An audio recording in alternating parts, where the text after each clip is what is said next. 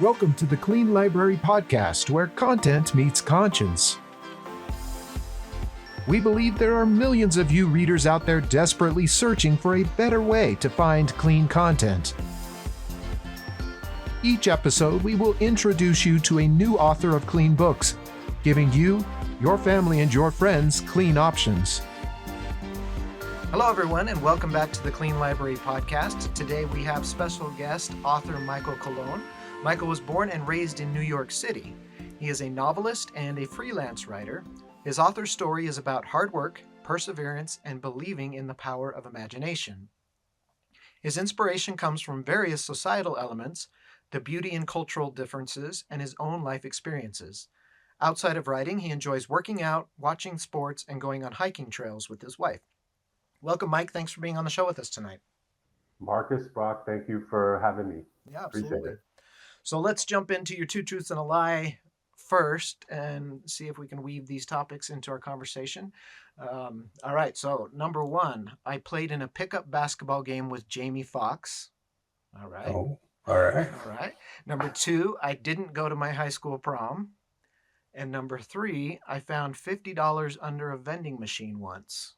That sounds like a good day. All right. So at the end, we'll see if we can figure out which one is the lie there. So as we jump into it, why don't you tell us a little bit more about yourself and why you decided to become an author? Definitely. Born and raised in New York City, born and raised in the Bronx in Co-op City. Um, I'm very much into sports, athletics. I grew up playing basketball a lot. I actually wanted to be a professional basketball player when I was a kid, like most other New York City kids who, live near a basketball court. So, yeah, basketball was my life for a while. I played on a few teams, and at some point that hit its ceiling, and I was thinking, what else do I want to do to express myself, like just my full self? And eventually, I started getting into writing. But I wasn't taking it serious then. Yeah. I'm talking about my early 20s. And not too long ago, I started taking writing more seriously because it's just a really great outlet for me. Right. Just being able to express myself in an artistic way. So, it just felt like a natural. It just felt natural. Okay. So was it like, first off, I'm going to be a novelist and write books, or did you try to get into journalism or other kind of freelance stuff first? First, it was freelance stuff. I started off writing poetry, essays, content for blogs and other online magazines. I was just kind of pouring my heart out, writing about topics that I'm passionate about. Yeah. And I kind of didn't have high expectations. I was just doing it because I just like to do it. And one day I was like, let me try sending these out to like magazines and, different platforms. And once I noticed that they started to accept my art, my work, I started to go along with the momentum of being a writer. Cool. So was there a specific source that you went to find the different like opportunities and stuff, or were you just like randomly shooting stuff out to different magazines and hoping for the best? A little bit of both. Definitely Google search to the fullest. Just if let's just say I wrote a poem, and depending on the theme of the poem, I would, use keywords in my Google search to look up specific magazines or blogs towards that topic. And literally, either at work or at home, I would grab a pen, paper, and just write down emails. Send my workout, work on my pitch, which is also very important. Yeah. And eventually, people would either reject it or take it on. And it was kind of fun. Like it's kind of a thrill, like getting that email saying, we love this, we'll post it on our website or magazine. And that feeling kind of became addicting after a while. That's good because, I mean, I'm sure you got a lot of rejections too, as most writers do. Oh, yeah. So it's good that you focused on the positive ones as your fuel instead of the negative ones. Well, you have to. And I'm glad you brought that up, when it comes to rejection from magazines, publishers. you can't take it personal because at the end of the day, everybody has their own taste. That doesn't mean that your work is bad. Yeah. I mean, maybe it can be assigned to tweak certain things, but for the most part, yeah, you can't just focus on the rejection or you won't go far. Yeah. That's great advice. Have you gotten into any ghostwriting for other people as well, or like assigned, or do you have magazines that give you assigned topics, or is it still just this is what I want to write about and you send it out? Yeah, the latter. It's pretty much what I want to write about, and I'll send it out. I never really thought about ghostwriting. The most that I'm really open for is magazines who will pay me to like maybe write content for them. Uh-huh. But ever since I got my novel published, um, I'm very much going that route of marketing my book. I'm really just focused on my book now and other projects similar. I'll always do freelance, but Yeah. it's not the forefront right now. Yeah. So tell us about your book then. Yes, so The Gift from Alias, I actually have it right here. Okay. Cool. Yeah, so The Gift from Alias is a sci fi tale. It's based in a dystopian future, and it's centered around the conflict between man and artificial intelligence. In the book, I don't use the word robot because I feel like, most sci-fi authors or movies, it's kind of like the same terminology. So Yeah. I went ahead and dubbed it codex units, just for the creative aspect of it. And the main character, A191, who's a codex unit, uh, lives in the machine city called Paradise.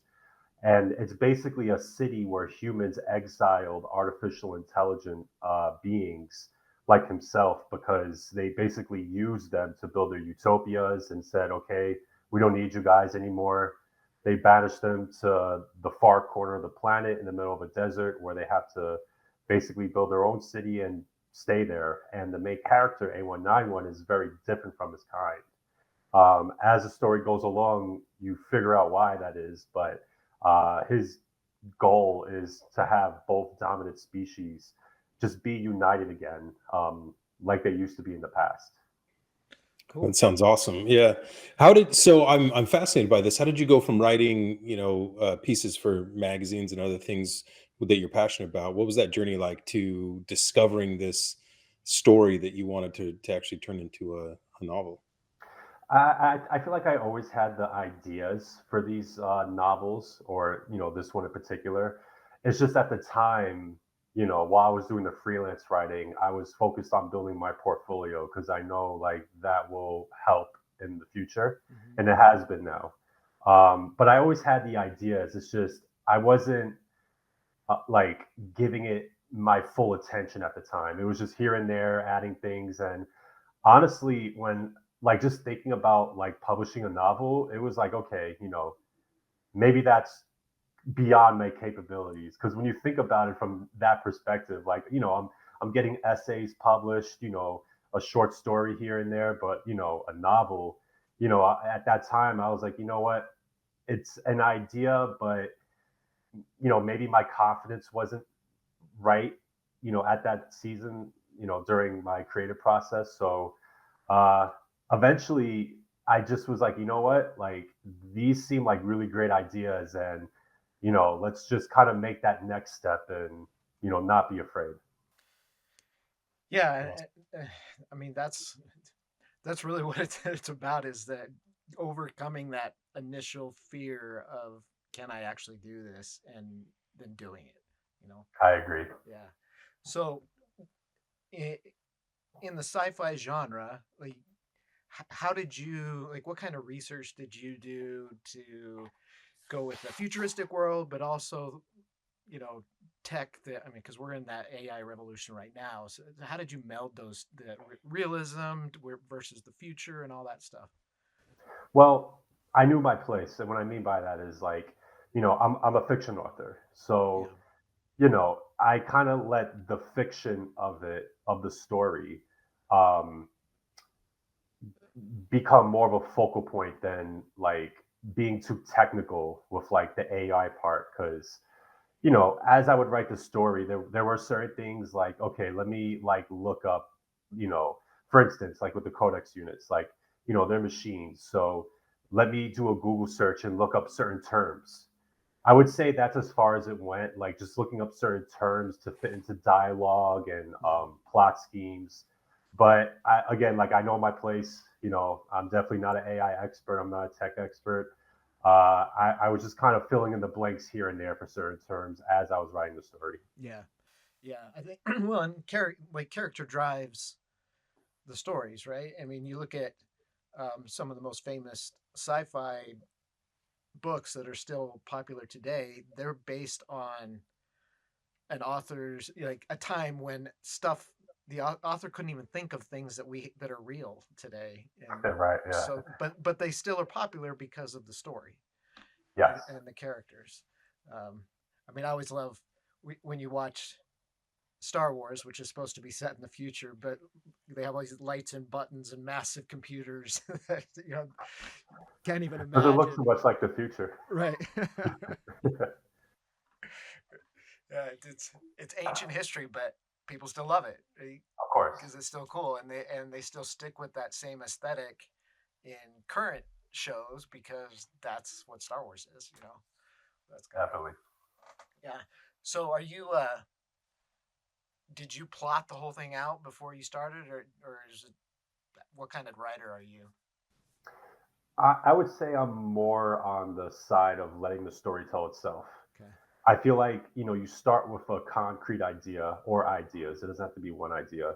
And, when it comes to writing fiction, at least for me, I don't want to overthink it too much. I kind of want to just, because, you'll be stuck on page one and you'll never go to page two thinking about, oh, how does this sound? This is supposed to be like this. I think you just have to let go and, not worry about like the technicalities, as of yet. And eventually like the characters in the story tell itself and you become the vessel. So that's kind of how I go about it. Yeah, yeah, that makes sense. So, was there a point where, like, you made a conscious decision to keep your book relatively clean, or was it just a natural thing for you? How did that work for you? I think it's a natural thing. I mean, the book, I wouldn't say it's, completely PG, Yeah, but there's no like, for a fiction book that's set in a dystopian world where, AI and people are at war, basically like there's not vulgar language in it, yeah, and I feel like there's an art to that. Like if you could tell a great story without having to like abuse certain languages or like aggressive or violent scenes, like that makes it more impactful. I feel like because the reader will appreciate like the deep story plots even more, especially because you don't really see that nowadays. So yeah, yeah. yeah. No, that makes sense, and I think, I mean, that's something that we find more and more as we're talking, as we're doing new episodes of the show and talking to other authors that it really takes almost more craft to be able to tell that story without it. And when we say clean, we don't mean a kid's cartoon. You know, I think but I think you nailed it. It doesn't have to have a bunch of language in it. The violence doesn't have to be graphic or gory in order to have a battle scene and that kind of thing. Um, Yeah, especially because this book, like, on the surface, you get the sci-fi genre, yeah, but it's really like a very philosophical tale of, you know, a main character trying to find his purpose and deeper meaning. So I feel like when you back your story with like very deep narratives mm-hmm. that the reader could connect to, like you don't have to, drop f bombs all over the place Right. or anything like that. Because it get, honestly, like even with movies, like I can't watch a movie where like it's just swearing and too gory. Like it becomes like okay, I get it, I get it. So I completely agree with you on that. Yeah. And I love that you said connecting with your audience, right? Because as you think about who the larger audience you want to connect with is an audience generally that's going to probably lean more towards something that isn't as graphic, right? Because then you can have it introduced to younger audiences, and your story can connect with a lot more people. Which again, like Marcus said, we're finding more and more as we talk to people that that's generally what happens too, right? Is you broaden your reader base as you write about something one that you're passionate about, that's got great character development and a good story, and isn't extreme and graphic from that standpoint, right? So Yeah. I that's completely cool. agree. Yeah, I mean, like, even in movies, just this week, my wife and I were like, hey, what do we want to do this weekend? Are there any good movies out? Because we love going to movies. And like, even the Valentine rom-com movies this year are all R, every one of Yeah, them. like, yeah. Oh, I can't. like Yeah. even for Valentine's Day, come on. And and I that's it's weird to me because and maybe it's just this world that we're in because this is our focus. Um, but it feels to me like that's not the direction that people want to go. That's not the content people actually want, but Hollywood keeps pushing it. Big publishers keep pushing it. And like, is that are you pushing it because it's what people want, or is it I don't know. It just I, maybe Well, I and feel like on that, Marcus, on that, actually, I was going to ask Mike, if did you find any barriers to sort of entry into getting your book published, or getting it out there, because it didn't meet the driving need of maybe some more graphic content? Uh, I don't think so, and I wouldn't know because when I'm emailing and pitching publishers and agents, you know, if I get a denial, it's usually like, oh, seems like a great story, but we're kind of full, or you won't hear anything back. So right. I never got that directly, uh, but I definitely get your point of a lot of publishers who want more of you know the violence. Uh, but again, I feel like depending on how you pitch it, because I feel like there's an art to that as well. Hmm. Your pitch could really like determine whether or not a publisher or an agent will want to even read your book, regardless if it's violent or not. Yeah. So how did you learn how to do a good pitch? Because clearly you were successful.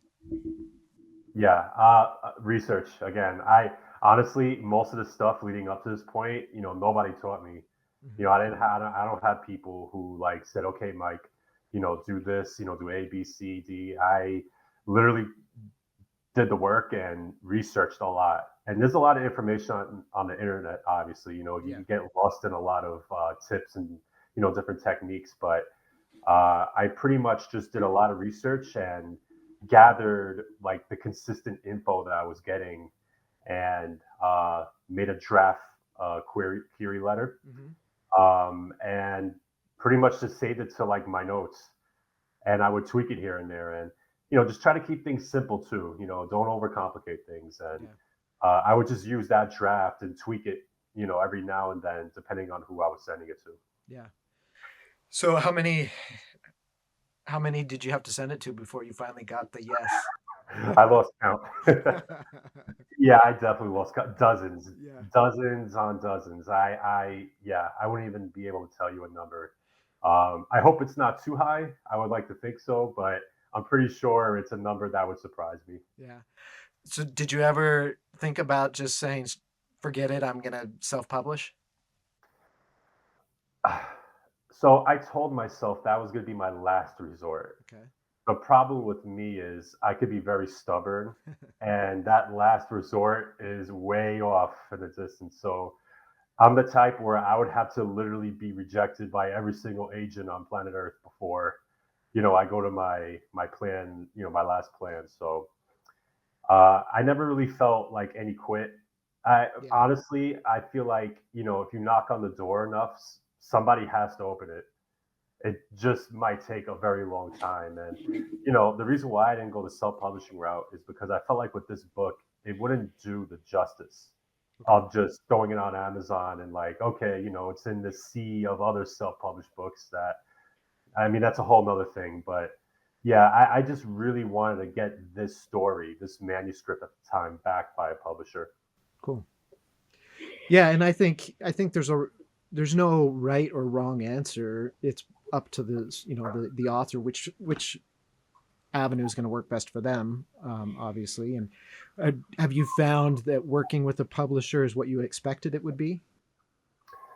Uh, Not really, because I feel like as a new author, you think you have an idea, Hmm. um, but it's not until you're going through the process where like you're kind of learning on the go. Again, unless like other authors and they literally break down the process for you and you have insight into these corporations or these publishing houses. Luckily for me, the publisher, TWB Press, Hmm. the guy I was working with, really like broke it down for me and guided me through the process of the different editing and us emailing the PDF files back and forth and the cover and uh, I'm really grateful for TWB, because they definitely made the process not as intimidating. That's awesome. That's good to hear. Um, did you did you get much input on the cover design and stuff? Not really. I kind of gave the publisher an idea, Yeah. but at the end of the day, they sent me a few like pieces of art in the email, and I just went along with the one I went with. I feel like it depicts the main theme of the story. But I did research that, like, unless like you're like an author that they're really gonna like. I'm talking about for like a big publishing house, like Right. Right. top five publishing house. Like usually you'll have some input, but from what I heard, like they usually take care of that, Hmm. which is fine. I'm not an artist, so Right. Right. And in that that's regard, just yeah. one more burden you don't have to worry about when you've got a publishing house to help you out with that, and you don't have to find an editor. You don't have to like. And that's the thing with self-publishing too, because again, there's no, like you said, there's no right or wrong way to do it. I think you just have to know like what you're capable of depending on the route you take. Because, if you're going to go the self publishing route, like you got to wear multiple hats. Like you're the author, you're the marketing guy, you're the artist. So there's definitely a lot of hats that you got to be prepared to wear. And, I had to kind of be honest with myself. Like, I don't have, these tools Right. to be able to self publish a book and let it be successful. And it's very difficult for a lot of people to be that honest with themselves of what they're actually capable of doing. So that's very commendable that you're you're able to say, look, this is my thing. Definitely. Because I think that's a lot of people say, great, I'm going to do it. I'm going to learn how to do it, and it's they fail and they wonder why. It's because they weren't being honest with themselves. That this is not a strength that they have. It's not a skill that they're going to learn. Um, I know, like we're we're working on another project, and um, I really want to be able to code so I can work on this project, but it's just like that's not my thing. And Right. I've tried multiple times to sit down and oh maybe I should take a course and I can do it. And I last a couple hours and I'm like, why do you keep doing this? This is not you. This is not your strength. Find someone who is good at this to do that part. Yeah, I mean, coding sounds cool until you sit down in front of your computer and you just see the matrix on your Right. screen. And I imagine there are a lot of coders who wish they could sit down and write a novel too, and they try and can't. I mean, True. writing Very true. it's a separate skill set. Yep. That's why there's a market where we all can do the thing we're good Exactly. at. That's why we pay the people we need to pay for certain things. Exactly right. So is there an audiobook in the works or is that part of what they offer? Or? Uh, I would say, that's something that me and my publisher have to talk about. Yeah. Um, you know, I would definitely, highly consider having an audiobook.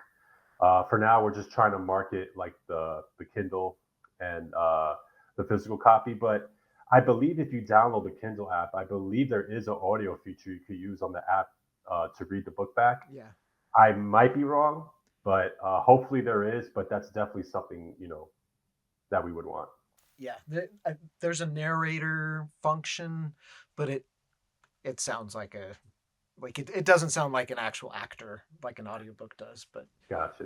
it, um, and that's always that next step, and it's a big hurdle. It's almost like you climb this mountain to get your book published, and then there's this even higher mountain on the other side for the audiobook, just because it takes so much more to get it there that you're not ready for. So I hope that your publisher will help you with that, or at least guide you to where you can get that done, because there are a lot of people. I mean, I'm one of them, that I have a lot more time to listen to books than I do to sit down and read books. No, I totally understand. Yeah. So, is there something, if you were looking back on when you first decided, all right, I want to be a writer, is there something your current self, some advice your current self would give your past self, that you wish you would have known? Yeah, I would say like the main piece of advice that I would give my past self is like, don't be afraid, have confidence in yourself. I would say like for me growing up, like, I didn't really have a lot of self-esteem. I was very timid, very afraid to step out of my comfort zone and like the bubble that I set in place. Mm-hmm. So I would definitely tell my younger self, like, hey, like, you're more talented than you think, and you're, better than what you give yourself credit for. Um, and I would just be as honest as I can, because I feel like my younger self definitely needed uh, like somebody to really, not that I didn't have people like that. Mm-hmm. I give my mom, a lot of credit for that.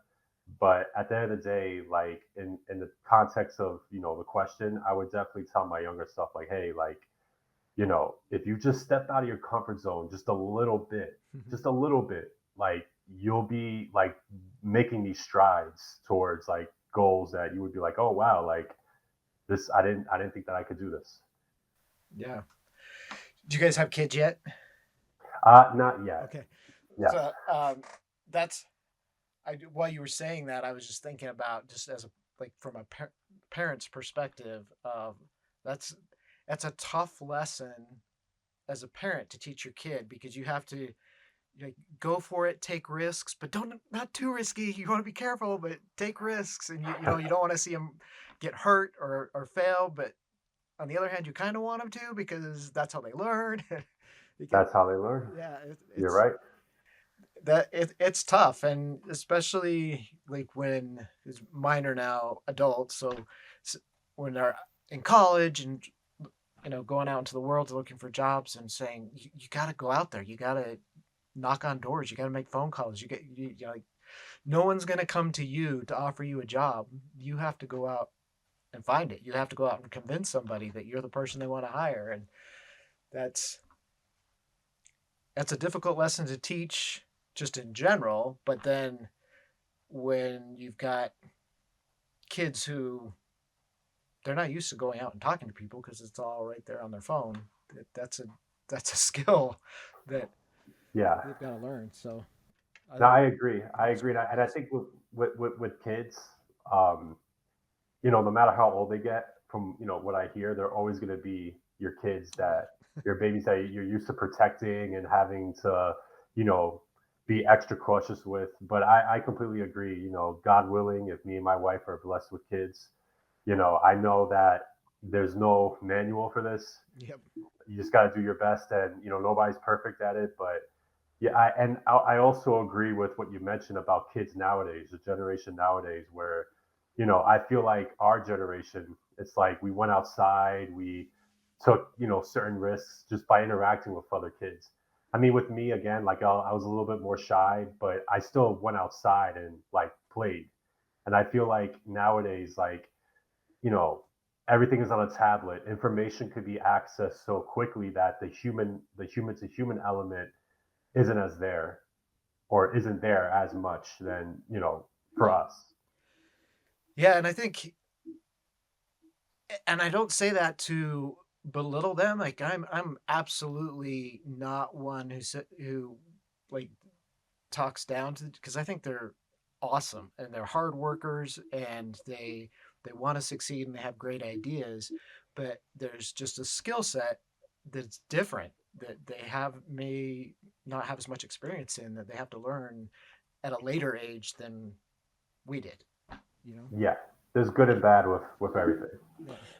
And I will say what's been fascinating to me through the whole process of starting this podcast and talking to so many authors is learning what a resilient group it is, right? And so like even in the way that you've spoken since we started this, right? You have a very mature outlook on rejection and doing what you're passionate about and following through and even needing to be a little stubborn, right, to get to where you're going. And so I think that's one of the coolest things about authors, and is how much rejection is required in order to be successful. And even sometimes to call it successful, by any normal standard is sometimes, like you get it published, but then you're hoping people buy it, and you're hoping people read it, and you're hoping people like it.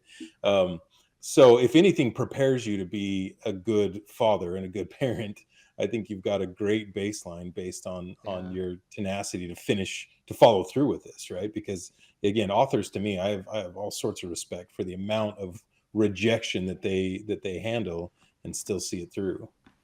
No, and I definitely appreciate that. I definitely appreciate that, and I completely agree. It's character building. Yeah. It's the only way, like, if you want to sharpen a sword, like, it's going to have to be, forged. And that forging process, it could be painful, it could be scary.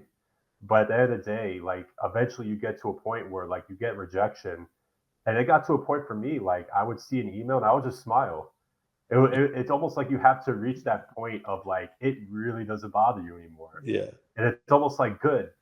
Okay, good. Rejection. One more That's down. good. Yeah, exactly. Definitely. Yeah, that's a great way to look at it. And sometimes I remind myself that there are authors and artists, some of the most well-known artists in history, were never sold anything while they were alive, and now they've become famous because you're creating a work of art in the form of a book, and that transcends how long you live or the people you know, and you're adding to the library of art in the world. And maybe you become famous now and you live a lavish life on your royalties, or maybe you don't.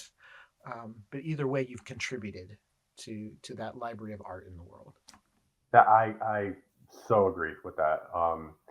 It's the footprints you're leaving behind. Yeah. It's like musicians, when they, you have a lot of songs that stand the test of time from decades back, whether it's music, writing a book, making a film, it's art, like a painting. You go to a museum, a lot of these paintings have been around since, people rode around in horses and buggies, or even before then, probably when painting was invented. Some of these paintings are still around, and you're leaving a legacy behind. And like you said, whether you make millions right off the bat or it's something that, maybe comes back around later on, the point is that's the whole purpose of this life. I mean, I don't want to simplify it, but it's like, it is really what you leave behind. And that's something you should be proud of, because whether it's like this, giant piece of art that, like, millions of people are flocking to, or whether, maybe 5 or 10 people buy your book within your first royalty check, at the end of the day, it's like you're still living out a purpose, and that is success. Yeah. At the end of the day. Yeah, absolutely. And I always hate this time of year because when you start doing your taxes, you have to start counting how many books you sold last year. so this is a good motivational talk for me. Yeah, no, I get it. So what do you find is your biggest challenge to like sit down and get that book done?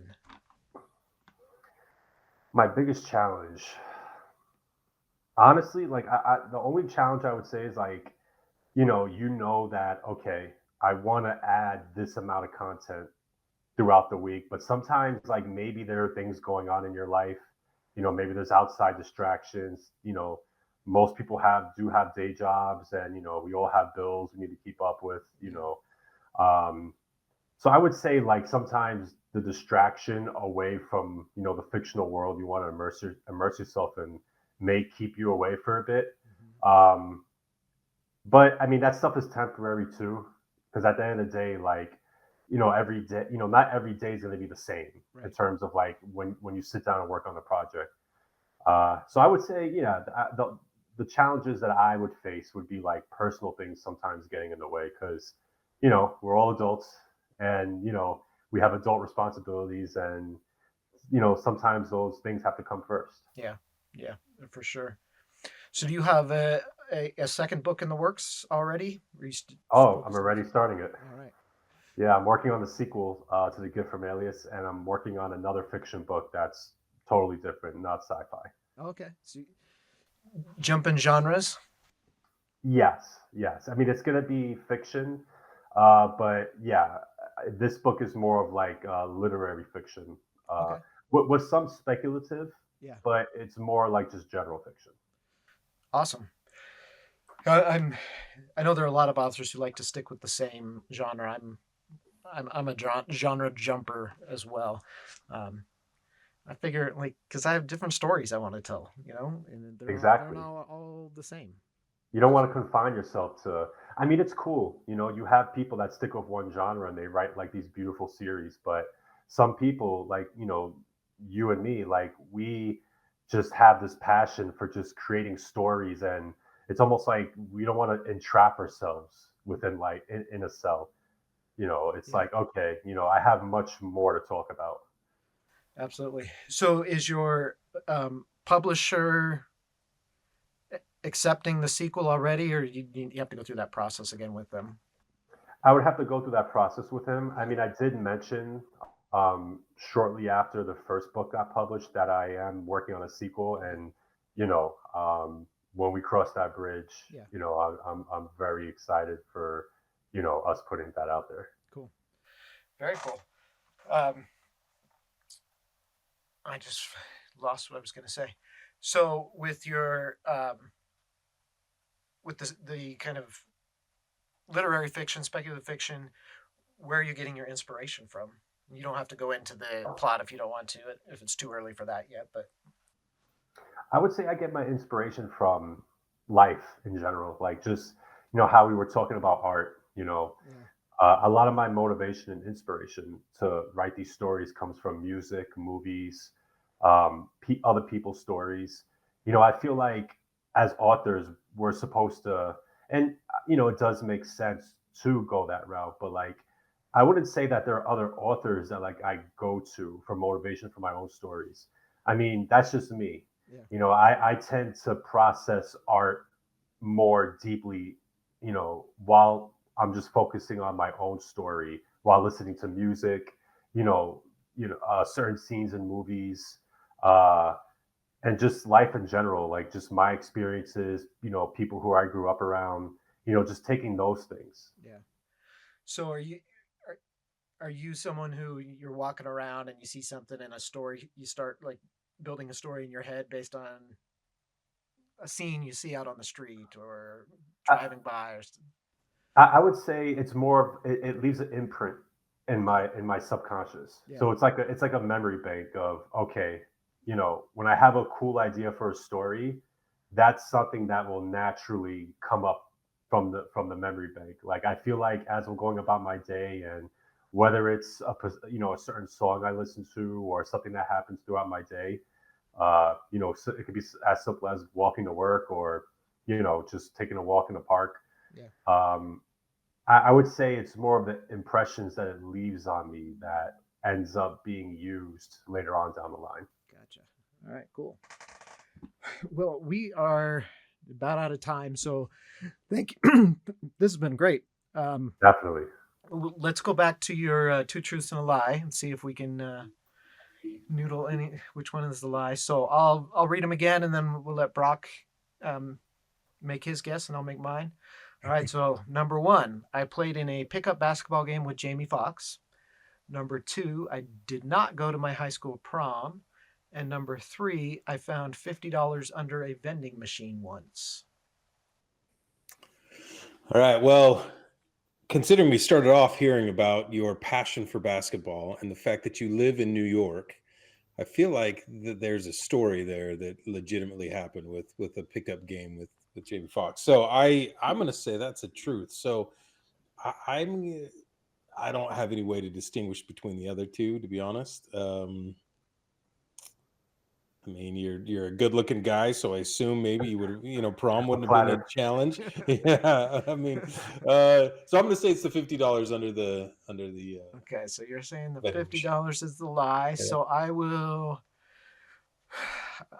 Same thing on the basketball. I mean, shoot, maybe it was a different. It wasn't. Maybe it wasn't Jamie Foxx. Maybe it was someone. That could be famous it. person, That who could knows? be it too. Yeah. But I'll go with the I didn't go to my high school prom as the lie.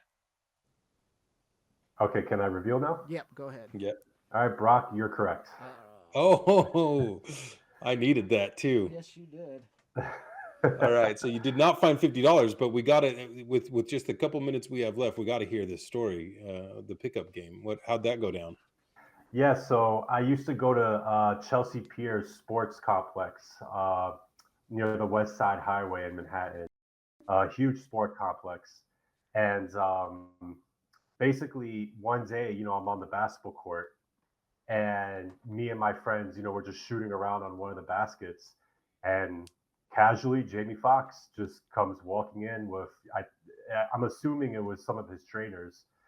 And at that place, people aren't really gonna go running and screaming. Like it's Yeah. kind of like a very high end gym. Like everybody's just kind of minding their own business.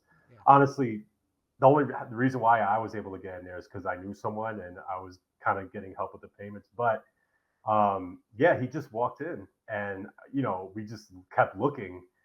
And this was around the time he was in the Amazing Spider-Man 2 when he was Electrode. So I was like, oh my God, like this is crazy. Like, and we all gathered and we're like, hey, like you want to run a full court game? And I was on his team. And while I'm playing, like in my mind, I'm like, man, like I'm like playing basketball with Jamie Foxx, like passing him the ball. And what made that whole experience just like the cherry on the top of that was after the game, I go up to him, I shake his hand, just wanted to say, good game, and it's a pleasure to, meet you and, to compete with you. And he said, man, you're just so dominant. You got a lot of skills, keep it up. And I swear, like this smile never left my face. Like from when I left the gym on the trains coming home, I just had this high. So definitely a cool experience. Man, what an amazing experience. That's awesome. And it sounds like he was a cool guy too, right? Very, very nice guy. Yeah, Very yeah. nice guy. Love it. All right, so that gives you 1, Brock, and I'm still 5. 5. All right, I got 4 more to make up here. I'm glad I could help, Rock. I'm glad. I could Yeah, help. appreciate that, Mike. Appreciate that. Yeah. All right. Well, Mike, thank you so much for being on the show. And for all of you out there watching or listening, please subscribe. Please share with your friends. Let them know. Check out Mike's books and put him as an author to look out for his future books as well. And we will catch you next time on the next episode of the Clean Library Podcast.